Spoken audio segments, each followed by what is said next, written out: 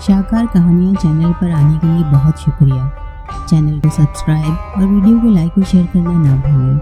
تو سنتے رہیں شاہکار کہانیاں۔ اگلی شب کو شہزادی نے حسب وعدہ کہانی سنانی شروع کی۔ خلفائے عباسیہ کے مشہور اور عظیم بادشاہ ہارون رشید کے دور حکومت میں ایک دولت مند صاحب لیاقت تاجر تھا۔ اس کا انتقال ہو گیا۔ اس نے ایک لڑکا ابو الحسن چھوڑا۔ مال و دولت کی کمی نہ تھی۔ ابو الحسن نوجوان تھا، عیش و عشرت میں پڑ گیا۔ بغداد کے بے فکر و خوش آمدی چاروں طرف سے اس کے ارد گرد جمع ہو گئے۔ ہر روز محفل نغمہ و سرور منعقد ہوتی۔ 10-20 دوست دسترخوان پر شریک طعام ہوتے اور خوش مذاقی میں وقت گزر جاتا۔ ابو الحسن کی ماں نے بیٹے کو ہر چند سمجھایا، لیکن دولت کا نشہ ایسا نہ تھا کہ آسانی سے اتر جاتا۔ بہرحال یہ راگ و رنگ کچھ روز چلتا رہا۔ دولت ختم ہو گئی تو مطلب پرست احباب بھی رفتہ رفتہ کنارہ کش ہونے لگے، اور نوبت یہاں تک پہنچی کہ ابو الحسن بے یار و مددگار تنہا رہ گیا۔ تو اس وقت اسے ہوش آیا۔ وہ ماں کے قدموں پر گر کر بہت رویا اور اپنی غلطی پہ بہت نادم ہوا، اور اجازت چاہی کہ دوسرے شہر میں جا کر ملازمت تلاش کرے۔ ماں نے محبت سے بیٹے کو سینے سے لگا لیا اور کہنے لگی کہ تم اعتدال سے زندگی بسر کرو اور اپنی گزشتہ عادتوں سے آئندہ کے لیے سبق حاصل کرو تو یہاں بھی کچھ نہ کچھ ہو سکتا ہے۔ چنانچہ ماں نے کچھ اشرفیاں دے کر کاروبار کے لیے ہدایت کی۔ ابو الحسن نے اپنی پرانی دکان کو سنبھالا، اور چونکہ کافی کھا پی چکا تھا اس لیے محنت سے کام شروع کیا۔ چند روز میں حالات درست ہو گئے اور آسائش کے ساتھ گزر بسر ہونے لگی، لیکن مدت تک دوستوں کے ساتھ کھانے پینے کی وجہ سے تنہا دسترخوان پر بیٹھنا بہت برا محسوس ہوتا۔ اس لیے ماں کے مشورے سے اس نے یہ معمول بنا لیا تھا کہ شام دجلہ کے پل پر یا کسی کاروان سرائے میں جاتا اور 1-2 معزز سوداگروں کو بطور مہمان اپنے گھر بلا لاتا، اعزاز و اکرام سے رکھتا اور دوسرے روز رخصت کر دیتا۔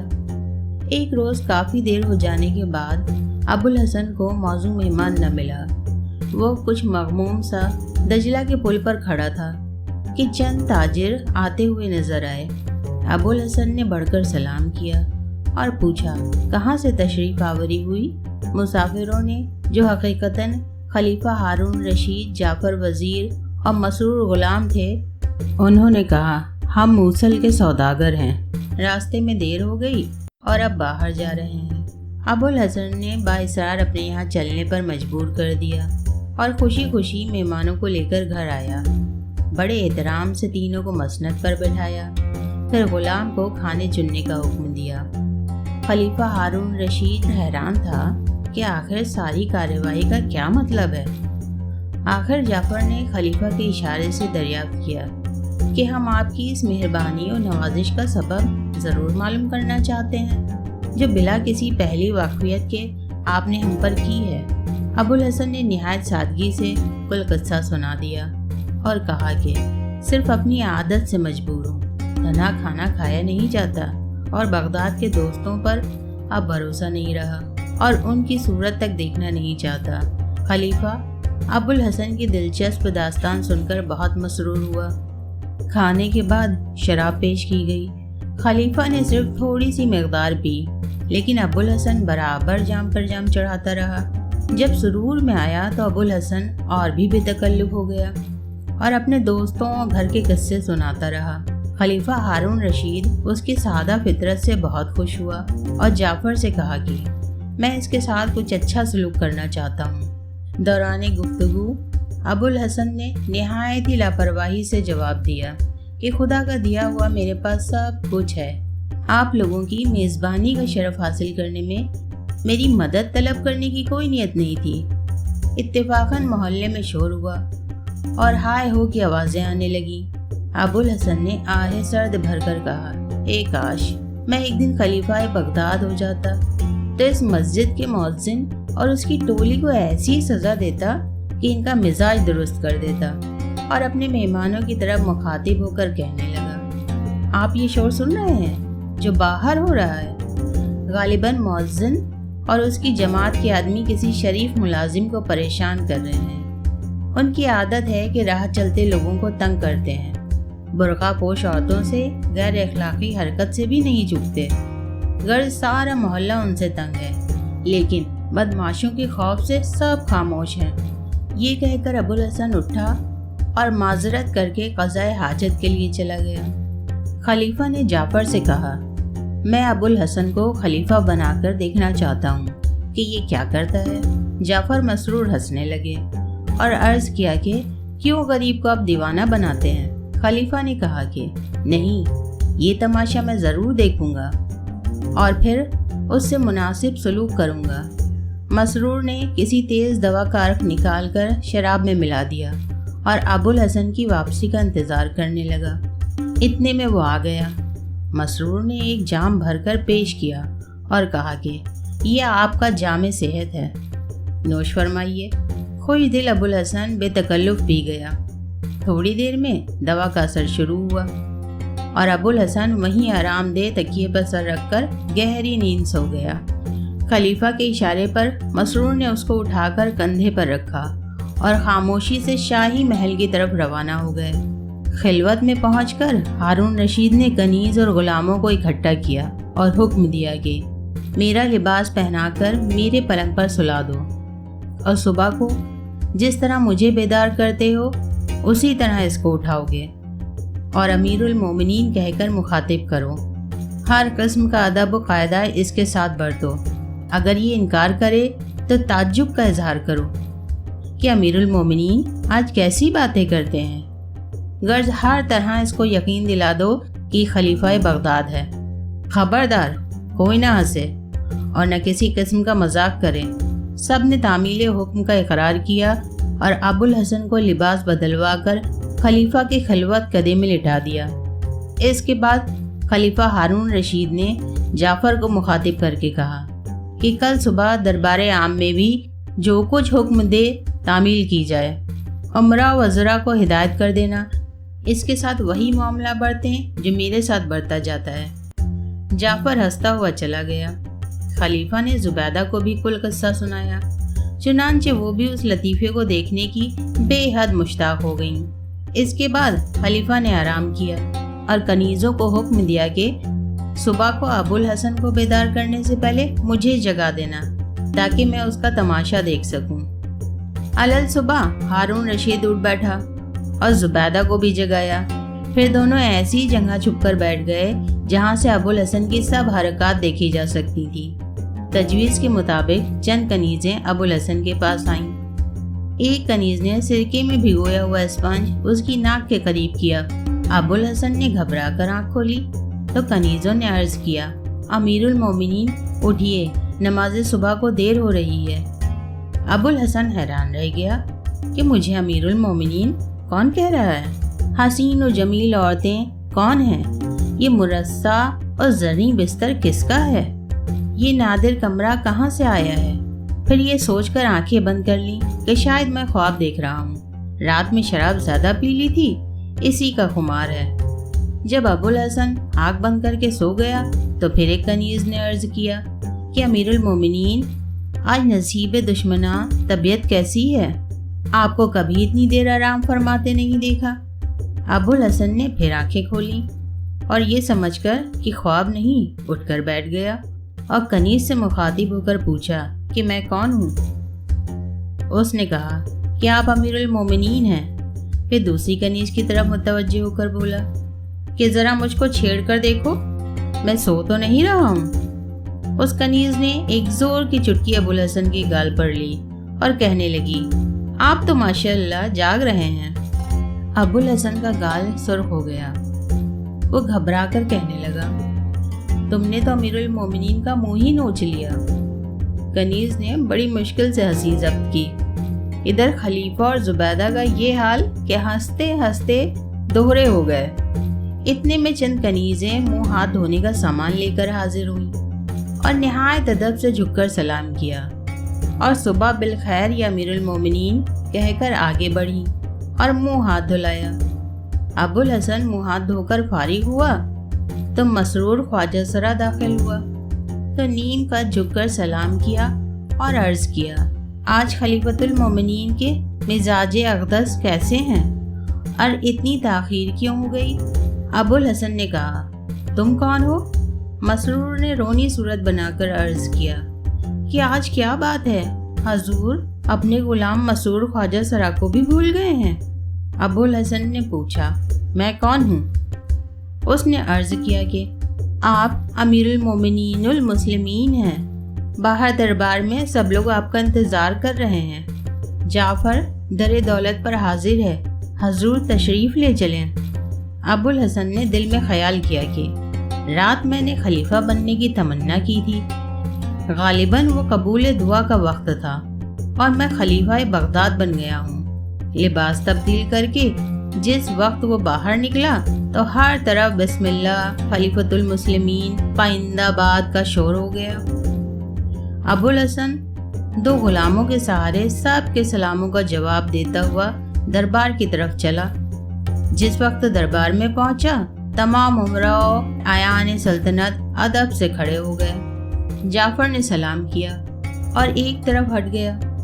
अबुल हसन तख्ते खिलाफत पर बैठ चुका तो सब अहले दरबार भी अपनी अपनी जगह बैठ गए। जाफ़र ने कुछ कागजात मुतालिका उमूर पेश किए।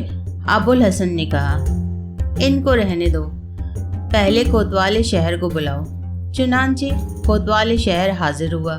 अबुल हसन ने हुक्म दिया कि फलां महल्ले की मस्जिद के मुअज्जिन और उनके ख्वारियों को 100 दुर्रे लगाकर बगदाद से निकाल दो और ऐलान कर दो, जो बदमाश अहलियान की परेशानी का मौजिब होंगे उनके साथ यही सलूक किया जाएगा। चुनांचे उसी वक्त हुक्म की तामील हो गई। इसके बाद हुक्म दिया कि उसी मोहल्ले में एक शख्स अबुल हसन रहता है, उसकी वालिदा को 1000 अशरफियाँ दे दो।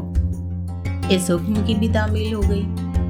फिर कुछ दाद ख्वाहों के मुकदमों का फैसला किया और दरबार बर्खास्त करके महल में वापस आया।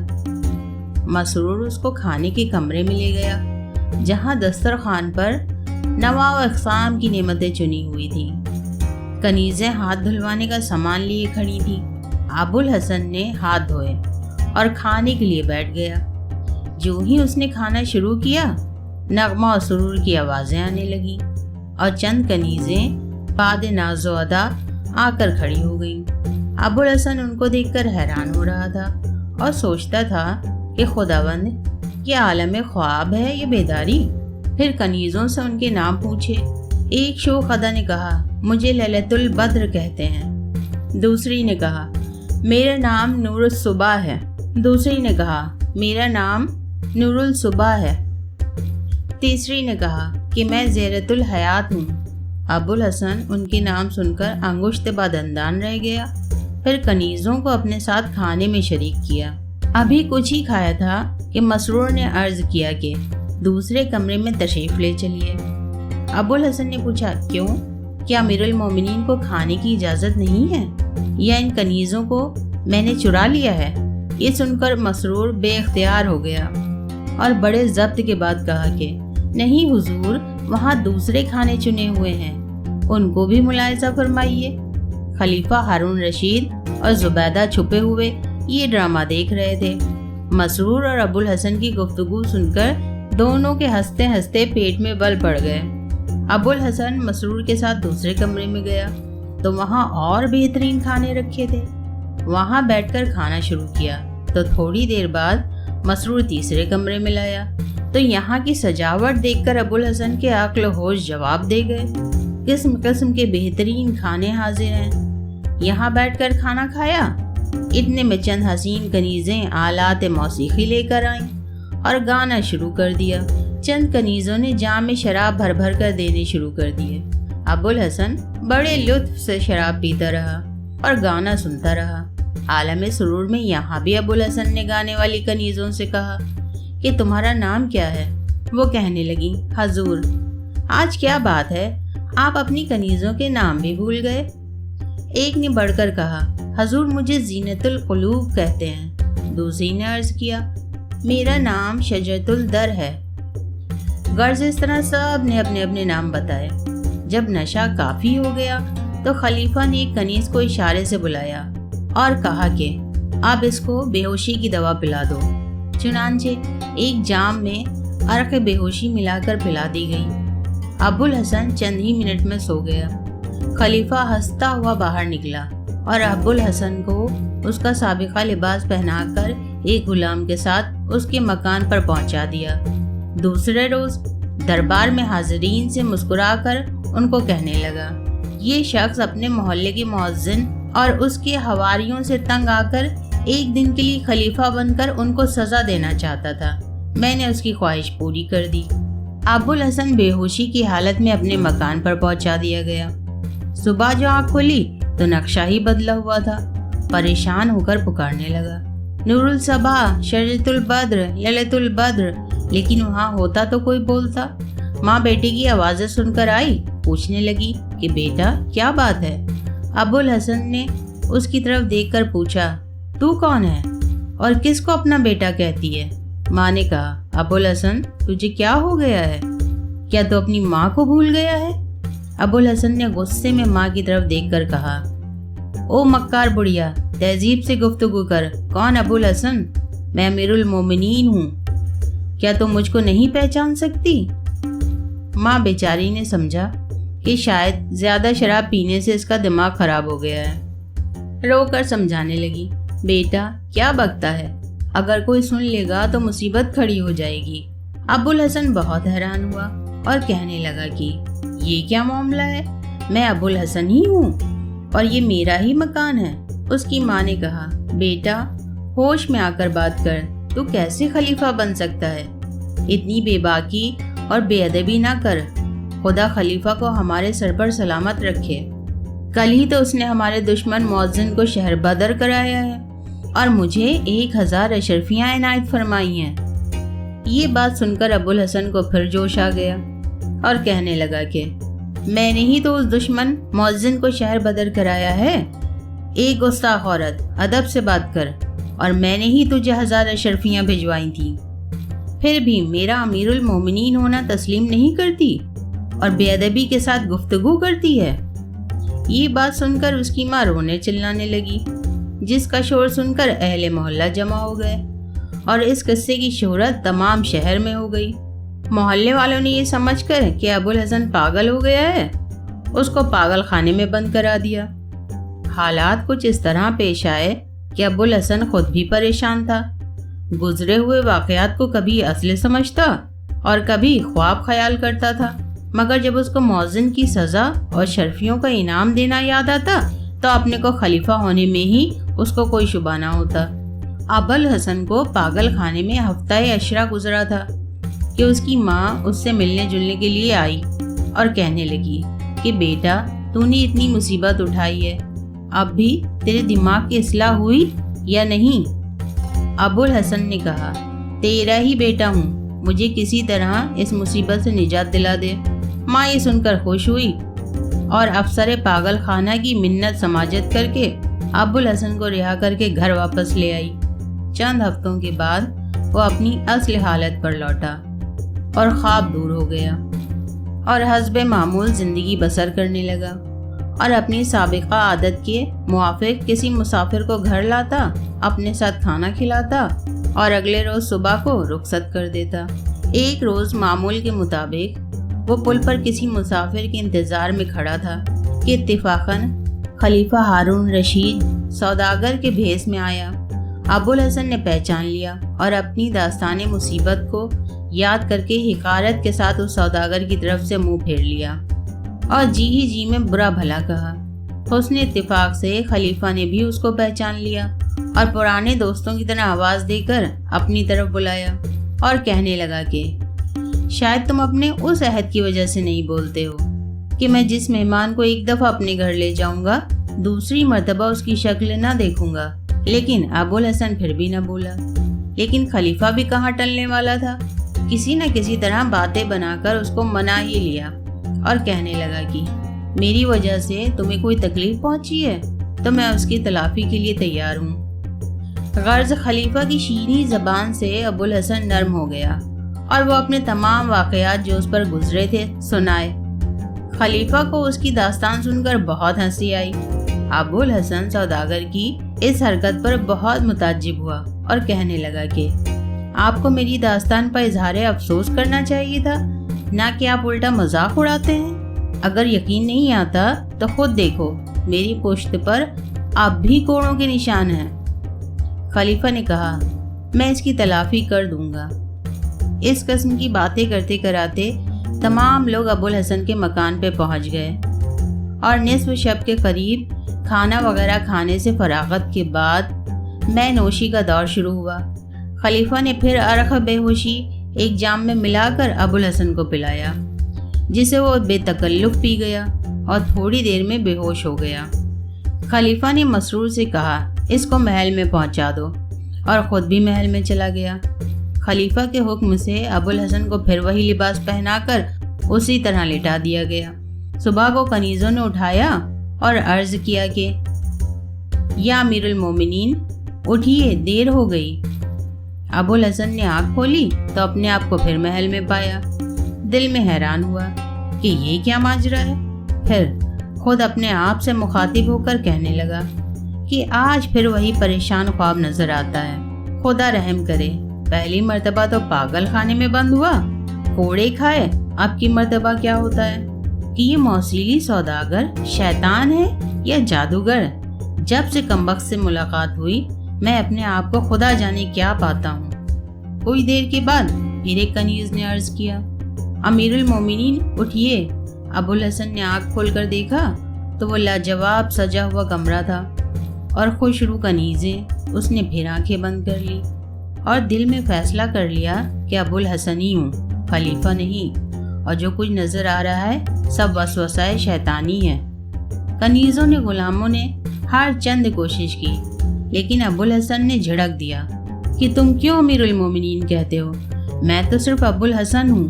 کنیزوں نے عرض کیا کہ حضور کیا فرماتے ہیں، شاید کوئی برا خواب دیکھا ہے۔ ابوالحسن نے کہا، ہاں، ایسا برا خواب کہ اس کی پاداش میں اب تک کمر پر کوڑوں کے نشانات ہیں۔ کنیزوں نے ہزار دعائیں دے کر عرض کیا، معلوم نہیں آج آپ ایسی گفتگو کر رہے ہیں، کل سے اب تک آپ کہیں باہر بھی نہیں گئے، پھر خدا جانے کیا فرما رہے ہیں۔ خواجہ سراؤں نے دستہ بستہ عرض کیا کہ حضور انہیں تو خود تصدیق ہو جائے گی کہ جو کچھ غلام عرض کر رہے ہیں صحیح ہے۔ اتنے میں اور کنیزیں آ گئیں اور صبح کے دعائیہ گیت بجانے شروع کیے، پھر گانا شروع ہوا اور پھر محفل رقص و سرور گرم ہوئی۔ ابوالحسن جوش میں مخملی بستر سے اٹھا اور کھڑا ہو کر خود بھی ناچنے لگا۔ کبھی گھبرا کر چاروں طرف دیکھتا اور کنیزوں سے پوچھتا کہ میرا امیر المومنین ہونا صحیح ہے یا وہ مار کے نشان جو میری کمر پر پڑے ہوئے ہیں۔ لیکن یہ سب کچھ میرے خیال میں اسی موصلی سوداگر کی نشانی ہے جو 2 مرتبہ میرا مہمان ہوا اور دونوں مرتبہ خلیفۃ المسلمین بنا کر پاگل کر دیا۔ خلیفہ پردے کے پیچھے سے ابوالحسن کی سب حرکات دیکھ رہا تھا۔ ہنستا ہوا باہر آیا اور گانے والیاں ایک دم خاموش ہو گئیں۔ ابوالحسن کی خلیفہ پر نظر پڑی تو پہچان کر آگے بڑھا اور عرض کیا کہ جناب بہت خوب، حضور ہی موصول کے سوداگر بن کر میری مصیبتوں کا باعث ہوئے ہیں۔ اور پھر یہ سمجھ کر کہ یہ خلیفہ کا مذاق تھا عرض کیا، یا امیر المومنین اب مجھ کو قید کوڑوں کی برداشت نہیں ہے۔ خلیفہ ہارون رشید بہت ہنسا اور ابوالحسن کا ہاتھ پکڑ کر کہنے لگا کہ نہیں، اب تمہیں کوئی تکلیف نہ ہوگی اور میں تمہاری ساری مصیبتوں کی پوری تلافی کروں گا۔ بتاؤ تم کیا چاہتے ہو؟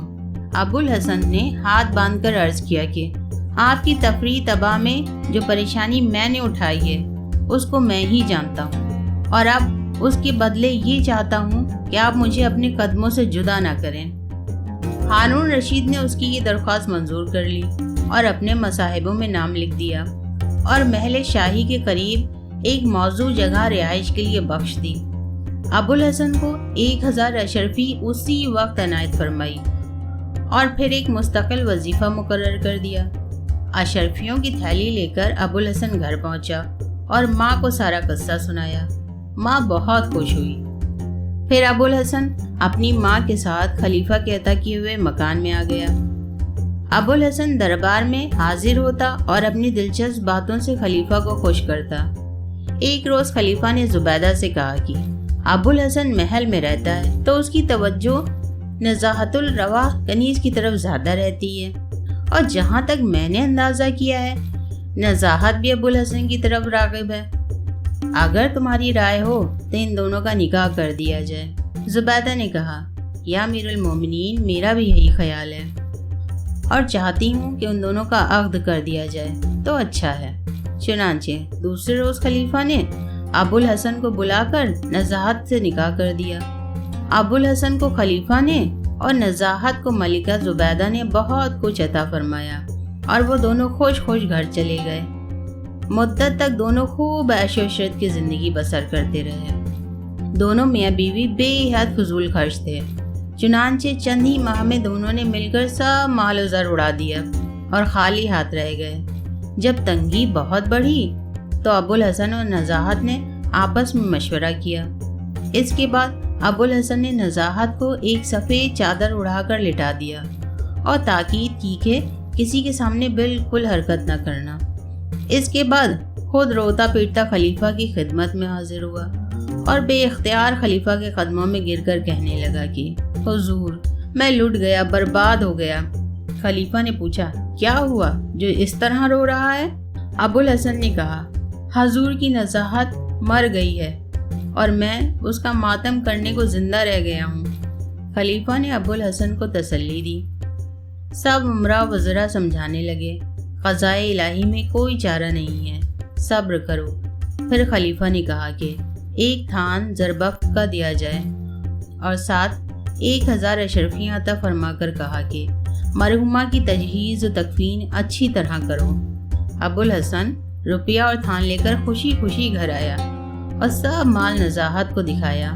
پھر اس کے بعد ابوالحسن خود چادر اوڑھ کر لیٹ گیا اور نزاہت روتی پیٹتی سر کے بال کھولے ملکہ زبیدہ کی خدمت میں حاضر ہوئی۔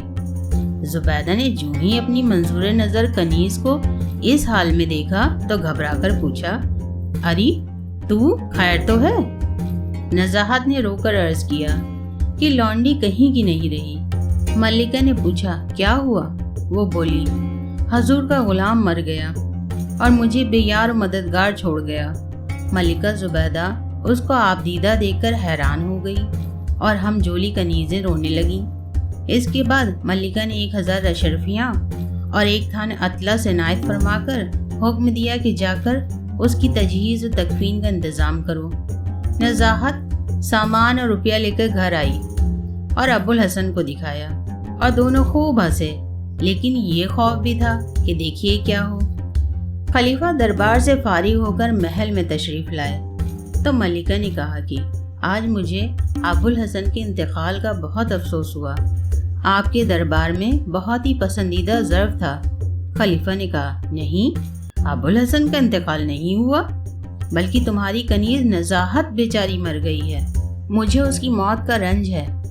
زبیدہ نے کہا، آپ کو شاید غلط فہمی ہو گئی، نزاہت نہیں، ابوالحسن کا انتقال ہوا ہے۔ خلیفہ نے حیرت سے کہا، زبیدہ تم کیا کہتی ہو؟ ابوالحسن ابھی دربار میں روتا ہوا میرے پاس آیا تھا اور کہہ رہا تھا کہ نزاہت کا انتقال ہو گیا ہے، چنانچہ میں نے اسے سامان کفن دفن کے لیے 1 تھان زربفت اور 1000 اشرفیاں دی ہیں۔ زبیدہ نے کہا کہ اب میں کیا عرض کروں، میری کنیزیں موجود ہیں، آپ ان سے دریافت کر لیجئے کہ نزاہت بحال زار آئی اور رو کے کہنے لگی کہ ابوالحسن کا انتقال ہو گیا ہے۔ میں نے اس کو تسلی دی اور 1 اطلس کا تھان اور 1000 اشرفیاں مراحم پورے کرنے کے لیے دیے۔ خلیفہ اور زبیدہ دونوں اپنی ضد پر اڑے رہے اور نوبت شرط پر پہنچی۔ اس زمانے میں ملکہ زبیدہ ہارون رشید کی ایک کنیز کی طرف زیادہ التفات کی وجہ سے کچھ افسردہ تھیں اور خلیفہ کو بھی اس کا احساس تھا۔ جب شرط کا سوال اٹھا تو خلیفہ نے کہا کہ اگر تم جیت گئیں تو میں فلاں کنیز کو آزاد کر دوں گا، اور اگر میں جیت گیا تو تمہیں میری خلوت میں رہنا پڑے گا۔ जुबैदा ने हिजाब और मोहब्बत से हारून रशीद की तरफ देखा और कहने लगी, पहली शर्त मंजूर है, दूसरी के लिए कुछ जवाहरात रख लीजिए।